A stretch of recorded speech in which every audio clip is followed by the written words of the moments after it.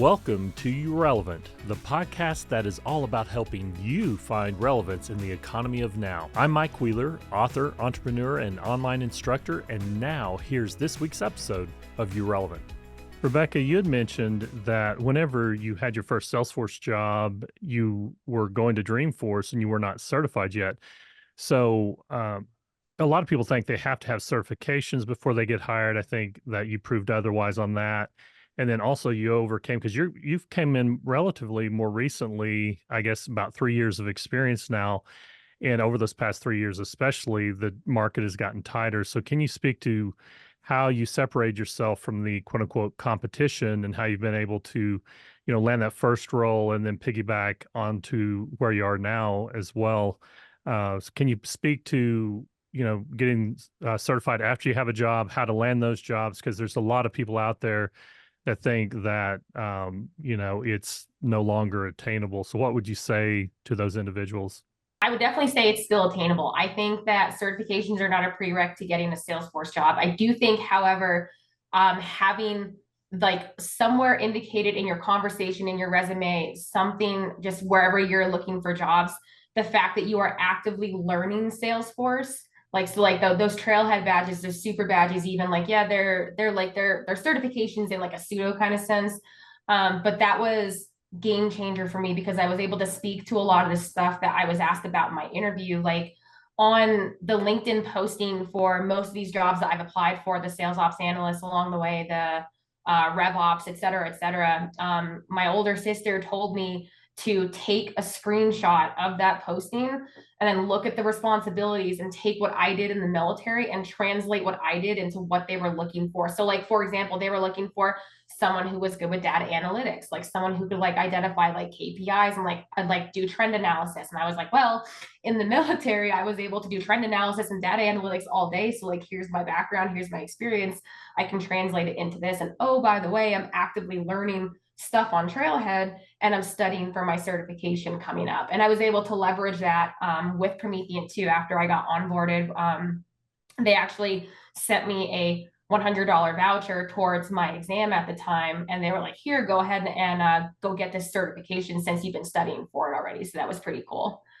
So I definitely, I don't think, and Nikki, feel free to jump in whenever you want, but I think certification is definitely not a prereq for breaking into the ecosystem, especially like as long as you're not like for very obvious reasons. You can't just go out there and say, I want to be a senior admin right now. Like there's not that I think certifications again are required for that, but having background in Salesforce is incredibly critical. But to answer your question, yeah, the breaking into it definitely challenging, but being able to translate your now skills into what they're looking for, I think is probably the way to do it. And then discussing Salesforce along the way.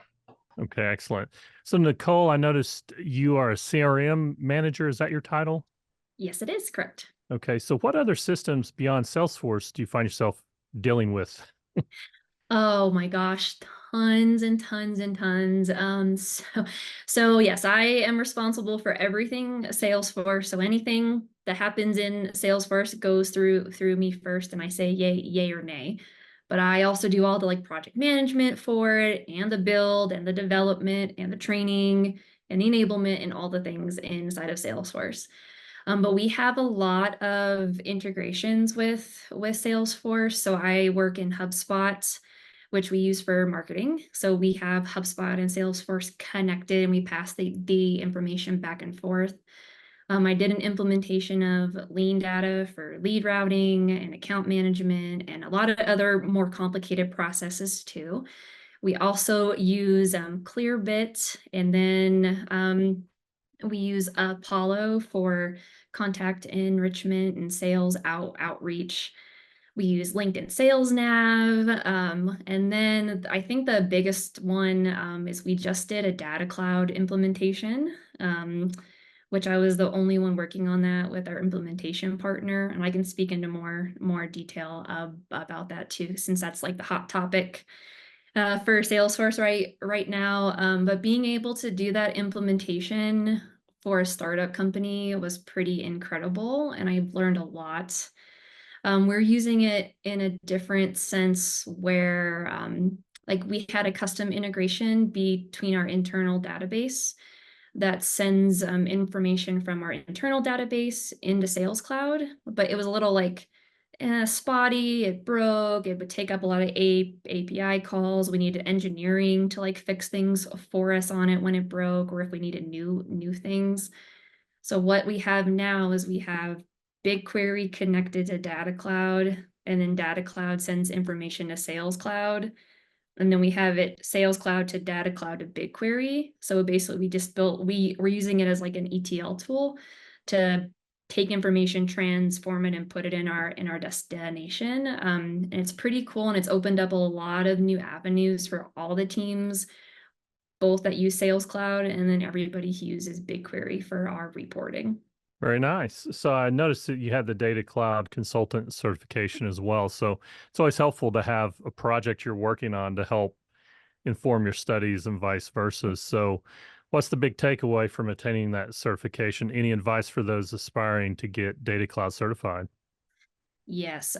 So I was fortunate enough that we happened to be doing the implementation, and I was able to sit in on the course that Salesforce offers. So I was luckily my company did like fund that for me to make sure that I was capable to like do the implementation with our partner and then handle the enhancements that we're working on thereafter. But honestly, Salesforce did a fantastic job with the like Trailhead and the studying materials on Trailhead for the Data Cloud exam. And it's very, very helpful. There are like some development orgs that you can build now. And that was where like I was able to get like hands-on, like actually connecting the like data streams, building the data models, doing the mapping, pushing it back, understanding the difference between profile and other, and like the different categories that you have to build in your data model. And all of those things are what is like asked about on the exam, because they want to make sure that you understand like what you're doing and why, and the different like technical terms inside of Data Cloud.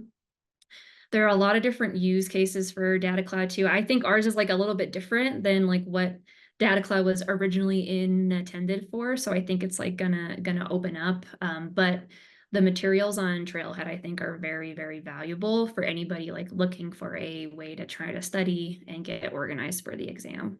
So tell me a little bit, man, both of y'all feel free to chime in about your upcoming session for Mile High Dreaming. How did that come about? What's the main takeaways you're going to be discussing, and how did you come to decide that, you know what, we want to present at this conference? Yeah. Well, do you want to go ahead back or do you want me to? I was gonna say that was totally your idea. Nikki called me on a Sunday afternoon and she was like, Beck, how do you feel about trying to speak in Dreamforce this year? And I was like, you know what? Why not? Like that sounds great. Cause like at the time, like I didn't know if I was going to Dreamforce yet or not. Which spoiler alert, I am. I'm very excited. Um, but we were originally building our proposal around speaking at Dreamforce to talk about being siblings in the ecosystem and being prior military, being women in the workplace, all of the things that like we had to like bring to the plate. And then Mile High Dreamin opened up, and it's like up in Denver, and Nicole was like, actually, why don't we just like send our proposal over to them first, see if they like it, and then it'll be kind of like a trial run, because Mile High Dreamin is at the end of August. And then Dreamforce is mid-September. So we were like, let's see what happens. We'll submit it. And then if we get like turned down both times, like, oh, well, we'll try again next year.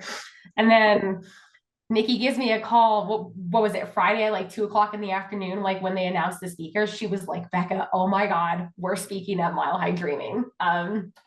So the whole idea was, number one, like we're both in like senior level positions now. So like we've seen a lot. I'm coming from an enterprise background. Nicole's coming from a startup background. So we had a lot to like bring to the table on like our different experiences, like with the like kind of the two different sides of the ecosystems. And I do know that there's many other sides to like Salesforce, but those two sides specifically, enterprise versus startup. And then we were like, well, we have this cool story about how we like grew up with our mom in like coal cracker town in Pennsylvania. We had no idea like what was out there in the world, because a lot of the people where we come from, they end up just staying there and they don't really do a whole lot. But we knew we wanted to go out and do stuff because our parents kind of like put that into our brains. And we like made it out into the world. We were on opposite sides of like the East Coast for a long time, and that somehow managed to end up in Colorado in the exact same career field, in the exact same industry, because we're both in SaaS startups now. And we were like, that's like such a cool thing to be able to talk about and say that my sister is my best friend in real life, but also she's my best mentor in Salesforce, because whenever I have a problem, I call Nicole and I'm like, Nicole, I need help. I don't know why this is happening. ChatGPT is giving me the runaround today. Please help me out.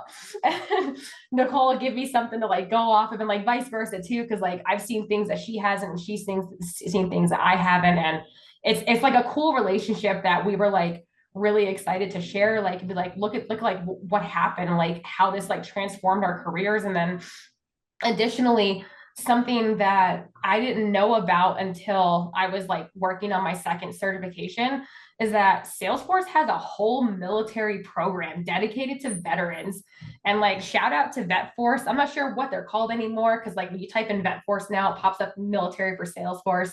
But VetForce, if you're a veteran in United States military, you can sign up for their program. You take their prescribed trail, and they give you a free certification voucher to take your certification. And if you fail it the first time, they give you another one and say, uh-oh, try again. So you essentially get 2 free tries to take your exams, like to get certified. Like they're paying you to get certified. And then on top of that, Salesforce for military partners with all of these like major companies to get you automatic interviews.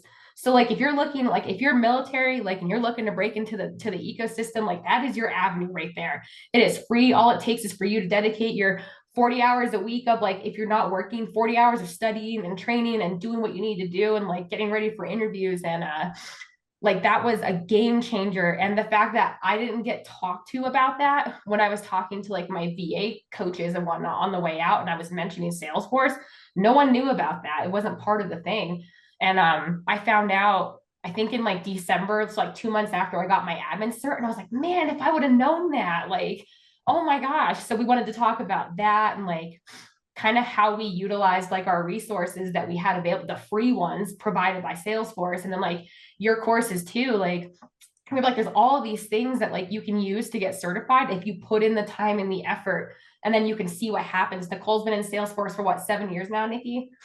And I've been in it for 3 years, and I slapped on a senior title this year, like which is almost unheard of, because a lot of the postings that you'll see today are like must have 5 to 8 years of experience, like to be a Salesforce senior admin. And it's because I happen to have had like my sister as my mentor who gave me all these resources.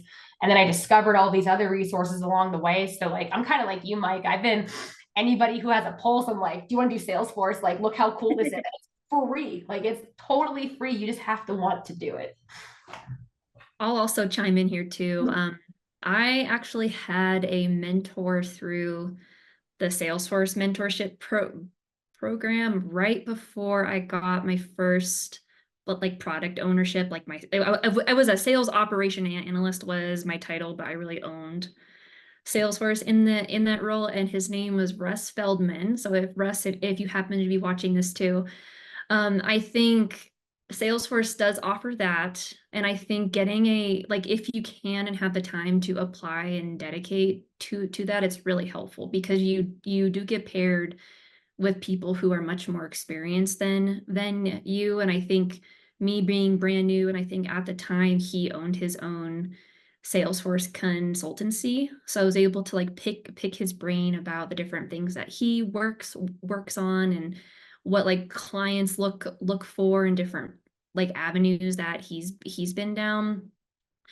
So definitely like taking advantage of that like was really fun and very interesting. And he also helped me tailor my resume at the time.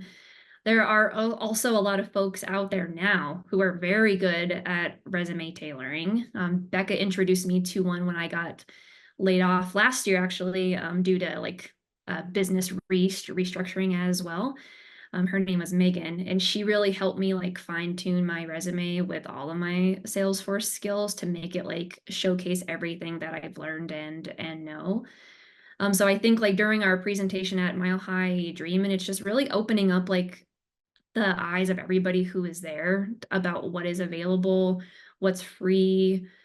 You might just have to put some like time in, but there are a lot of different things that you can be doing to showcase your individual abilities, what you bring to the table, how you can like make the company grow, and just making sure that everybody is aware of all of those.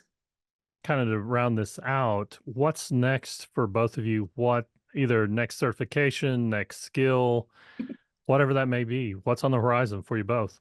Well, I think Becca and I probably are both in the same boat here, where we've been exposed to the wonderful world of Salesforce development recently. In Data Cloud, we have a lot of Apex scripts and different Apex jobs that we're running to make sure that all of our stuff is working correctly. And I know Becca was just telling me yesterday about all the the Apex triggers that she's been working on. So I think we're probably both going to be heading down that route to get more proficient on the development side. So I think platform dev 1 is probably on our horizon for sure. And that one will probably take a little bit of time and effort, and we'll be using all the resources that we mentioned to get those certs. Absolutely. That, and then I think we also, depending on how our time goes at Dreamforce, I don't think that I will be prepared enough to take my platform dev at Dreamforce, but we were looking at the user experience one, and I'm thinking that that's going to be probably like the next like stepping stone, and then be like, all right, cool, now I'm ready to get down and dirty and get this platform dev one. Because yeah, it's the same boat. Like what a lot of people, and what I've never realized, and I probably should have listened more to you, Nicole, and I'm sorry for that, but like I never realized just how crazy startup companies are. Like they are like hit the ground running. Like we want changes, we want it now. Change management process. What's that? Put it in production right now. We need this now. And that has been like exciting, but also terrifying. So now I'm over here like, all right, I have to like dial it back and refine and be a better like project manager on top of that to be able to kind of like get everything out the door and like not break something. Because that's probably the fear. It's probably I'm not afraid of a lot of things in life, but taking down my Salesforce org on a Thursday afternoon, boy, oh boy, could you imagine? Right. Yeah. You come from an environment of dealing with nuclear reactors. So there was no changing things in production there. I hope it was a Nope. lot of checklists, a lot of, multiple sets of eyes on things. So, Correct. wow, man, I'm so excited for you both in your future and excited for your presentation at Mile High Dreaming. And so thank you so much. Any final parting advice or words of wisdom for those that have crossed paths with you today? Oh gosh, like I've been thinking about this because we have a couple of friends who are like pursuing Salesforce stuff, and like our mom as well is also pursuing some Salesforce stuff, which is pretty cool. I think my biggest piece of advice and my lesson learned over the last couple of years was do not chase the money in this field, because if you do, you are going to be sorely disappointed until you have the experience to fight for that paycheck that you think you deserve, right? And it sounds harsh, but like if you're out there looking to break into the system and you're offered a sales ops analyst job at $75,000 a year, you better say yes, count your blessings, and jump right into it. Because that is a beautiful salary range for an entry level job, and that'll get you started and where you need to go. And to not look at what everyone else is like earning in there, because chasing that money is not going to make you happy at the end of the day. Because Salesforce, I think Nikki alluded to it earlier, is you have to have the soft skills to be able to kind of succeed in here, but you also like need to like what you do, right? Like that's like something that it's a lot of feedback that I get on just my personality with people that I interact with. It is like when they feel like you care about what you're doing and you like what you're doing, they're more likely to come to you like with their problems, and they're more likely to like work with you better, and you'll be able to do your job a lot better. So I think don't chase the money and like what you do, and then you'll have a good time. My two pieces are similar to Becca's, but a bit different. Number one is like in Salesforce, you always have to be learning and growing. Like you can't just like expect that what you knew last week is what's going to solve your problem tomorrow, because sometimes that's definitely not the like case. It's always changing. They're growing. They're developing. More competitors are coming up in the market offering similar things. So they are going to be innovating and growing and making sure that they can keep up with the competitive landscape that everybody is experiencing. So yeah, the learning part is definitely, even now, I learn something new every single day, especially being in a startup where the problems are crazy and chaotic all day long. You're always learning. And number two is like, I just want to like personally say thank you to every single person that I've ever interacted with. Like my manager at DTCC, his name's Chase Watson. He like gave me the opportunity to like go to Dreamforce and get my certification and dedicate time in my role to studying for the exams. And then even like my following roles at Octane with Brian, and then Privy with Ryan, and then now my manager, his name is Austin. They just all have really opened up the like door for me to kind of just come in and do my thing, and they trust me to like get it done. And that's also another attitude that everybody should like have. Just come in, learn, grow, get it done, and you'll be on your way to bigger and better things. Excellent. Well, thank you so much. And let's stay in touch. Look forward to seeing what you do in the future.